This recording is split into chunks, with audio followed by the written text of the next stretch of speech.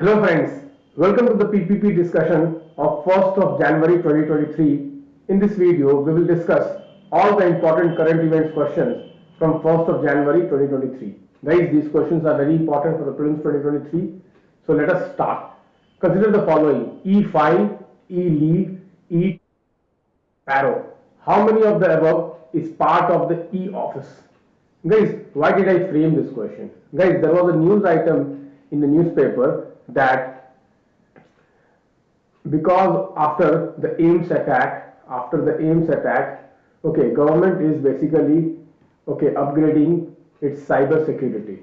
Government is upgrading its cyber security. Guys, you all know that government under the Digital India program is trying to digitize most of the government services. Okay, and a very important part of this is e-office. So under e-office, basically we are transforming the manner in which work is carried out in the government departments. So the e-office is a scheme of Ministry of Information Technology, and it is carried out by National Informatics Center. You must be knowing that the website which was hacked, that was also maintained by NIC. So in this context, I framed this question. So E5, E-leave, E2 and Sparrow, all the four are part of the e-office. Sparrow is an online initiative for personal management. E5 you already know, it is obvious. E-leave is also obvious. E2 is also obvious.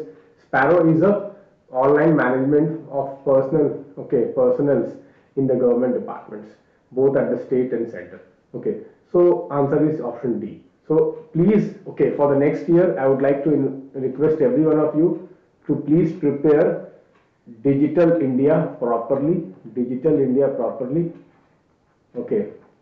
NIC properly, and also cyber security framework, for the prelims this year. It is very, very important. Let us move to the second question. The second question you can see here. Second question is Consider the following regarding Pradhan Mantri Garib Kalyan Anna Yojana. Pradhan Mantri Garib Kalyan Anna Yojana. Pradhan Mantri Garib Kalyan Anna Yojana is part of Pradhan Mantri Garib Kalyan package to help the poor people to battle the COVID-19. Guys, this is correct.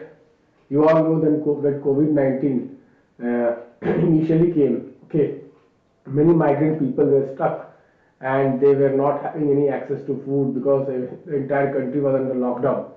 During that time, Pradhan Mantri Garib Kalyan Yojana was announced by the government, and under that, Pradhan Mantri Garib Kalyan Anna Yojana was also launched, which provided some free ration to people. Let's read the second statement. The second statement says that the aim of the scheme is providing each person in the country with unlimited wheat and rice for free. Guys, I have already told you that whenever there will be an extreme statement, generally those statements will be incorrect. You can see here unlimited. Unlimited is an extreme statement, and also each person is also an extreme word. So this makes this sentence wrong. As far as exact beneficiary criteria is concerned, so all persons which are covered under National Food Security Act will be covered under this scheme, National Food Security Act. So guys, you should know the National Food Security Act, its eligibility. It is not for the entire population. There is some eligibility criteria. So you should know the National Food Security Act, very, very important. The third statement is the nodal ministry of the scheme is Ministry of Consumer Affairs, Food and Public Distribution. Because this statement is also incorrect. Generally, I have told you, statements related to ministries, departments are incorrect. The nodal ministry is Ministry of Finance. Although the implementing ministry is Ministry of Commerce, but the nodal ministry is Ministry of Finance. Okay, so we see here statement 2 and statement 3 is incorrect, so only statement A is correct. Let us move to the next question, guys. Let us move to the next question. Okay, one second.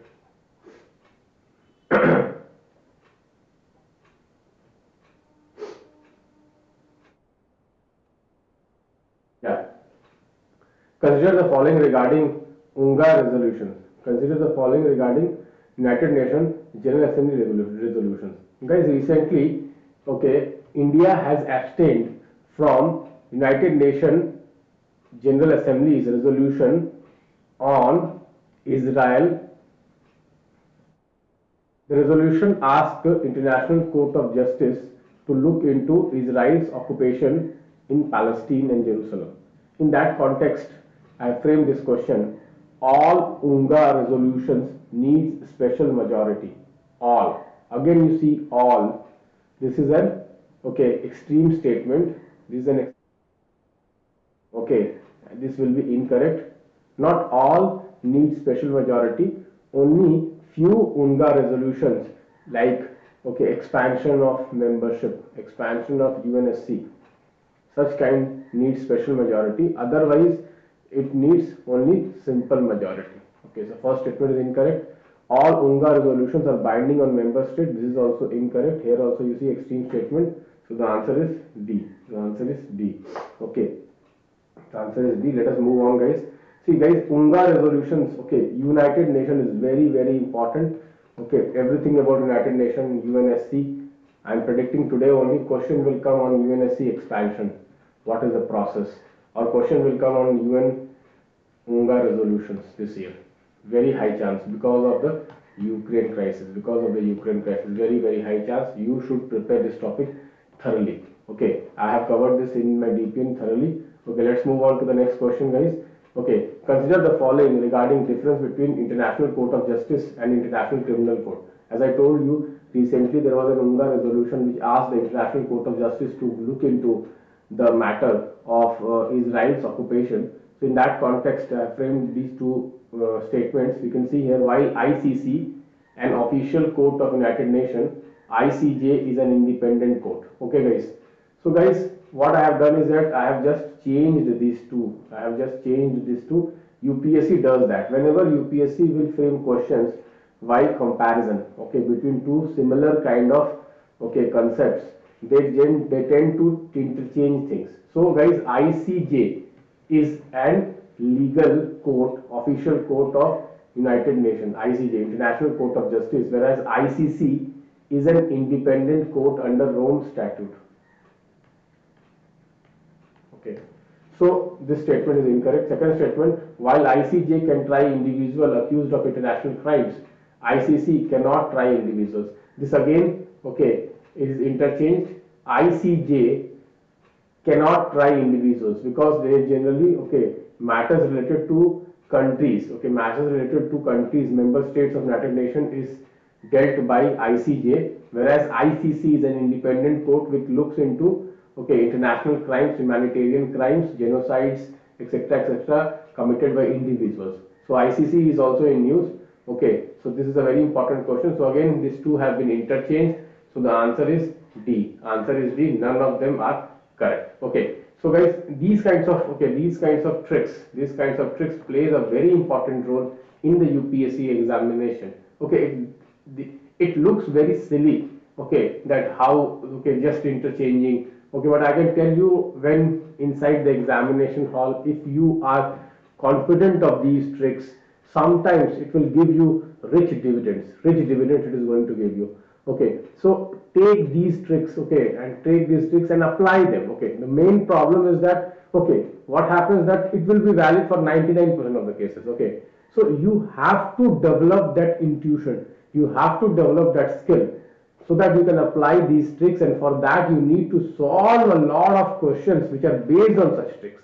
The problem is that you don't find such questions which are based on these tricks, because many people don't know that, they don't appreciate that. I was going through a YouTube video of some coaching institutes only. They were saying no, to option elimination tricks, they are nonsense, they don't work. But I have shown you option elimination tricks works. Lot of people have got benefited with these optional elimination tricks. I myself have got benefited by optional elimination tricks. I have scored very high marks using the optional elimination tricks. So see, one thing is that you appreciate something, you learn, and you get through. Other is that you be critical of things and then you don't learn it and you don't apply it, and obviously once you don't apply, your marks will be very low. So it's a choice, guys. Last question. Let us see the last question. Here, okay, you can see here, before that, okay, International Court of Justice is a judicial body of United Nations, okay, and it cannot try individuals. It is fully funded by UN, okay. States that ratify UN Charter all automatically become party to ICJ. So India is a party to ICJ because India has ratified, okay, UN Charter. India is part of UN. On the other hand, International Criminal Court is an independent court, okay. It is not governed by UN, okay. Generally, jurisdictions are genocides, crime against humanity, war crimes, etc., etc., and it is under the Rome Statute, which I told you. Okay, and India is not a part of it. India is not a part of it. Okay, and it is funded not just by UN, it's funded by voluntary organizations also. Last question is, India is party to which of the following? ICJ, yes, because it is part of United Nations and India is part of United Nations, but India is not party to International Court of Criminals. So answer is, okay, A. Answer is option A. So here my question, let me see how many of you answer it correctly. Okay, apart from India, which other major nations are not part of, ICC? Okay. Okay, I would like to know, is China part of ICC? Is US part of ICC? Is Russia part of ICC or not? Okay, in the comment box, please answer. Let me see how many of you answer it correctly. So guys, you must be knowing that, okay, the 120 days plan, okay, 120 days plan, Optima plan will be launched around 15th of this month, okay, with all the important compilation of current affairs, subject wise compilation, Optima compilation of current affairs. Those Optima compilation will not just be compilation of DPN, but I will add a lot of more value in these compilations.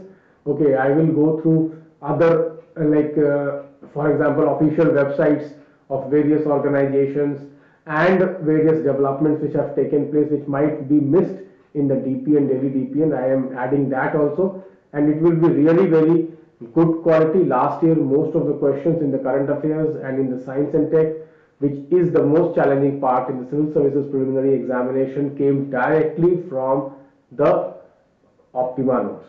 Okay. See, in Optima, you will get access to 12 months, 15 months current affairs. Then Optima, basically the sectional test, Optima full length test, and Optima CSAT test. Plus, we are giving entire guidance for CSAT, free guidance for CSAT. Okay, we are giving free guidance for CSAT, so don't miss. Okay, don't miss this. Okay, and we are also giving you, okay, few current affair classes before the prelims examination, where we will covering all the important current affairs for the, okay, UPSC prelims examination. So don't miss this thing. This timetable will start around 15. It will be a very intensive timetable. It will really help you to maximize your score. Thank you, friends. Bye bye. Take care.